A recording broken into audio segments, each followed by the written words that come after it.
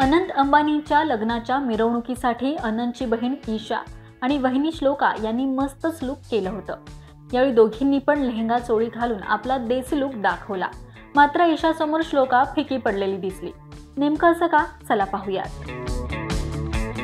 तर ईशाने या खास वेळी अबुजानी संदीप खोसला यांनी तयार केलेला पेस्टल पीच लेहंगा निवडला होता।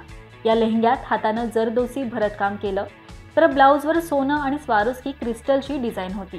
त्याचबरोबर लेहंगा आणि ब्लाउजवर नक्षीदार फुलांची रचना अप्रतिम होती।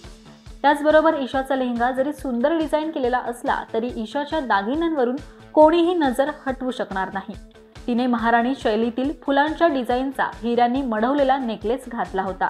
कानातले मध्ये 3 मोठे हिरे लटकवलेले मांग टिक्का आणि तिच्या मेहंदीच्या हातात हिऱ्याच्या बांगड्या आकर्षक दिसल्या।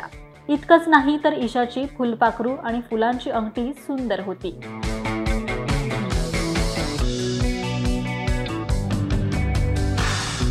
तर ईशाच्या मोठ्या वहिनी श्लोकाच्या लुकबद्दल बोलायचं झालंच तर लग्नाच्या मिरवणुकीसाठी अबुजानी संदीप खोसलाने डिझाइन केलेला गुलाबी रंगाचा लेहंगा परिधान केला आणि चोळीवर चांदीची डिझाइन होती।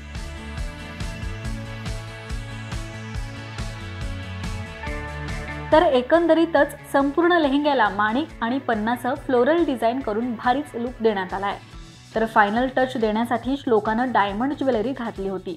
ज्वेलरीमध्ये डायमंडचा चोकर सेट, मॅचिंग मांग टिक्का, अंगठी, कानातले आणि ब्रेसलेट परिधान केलं होतं। एवढंच नाही तर तिने कमरपट्टा देखील स्टाईल केला होता।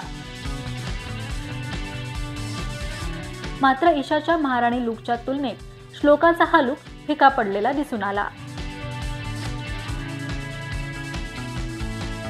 तर याविषयी तुम्हाला काय वाटतं हे आम्हाला कमेंट करून नक्कीच सांगा। पाहत रहा महाराष्ट्र टाइम्स। धन्यवाद।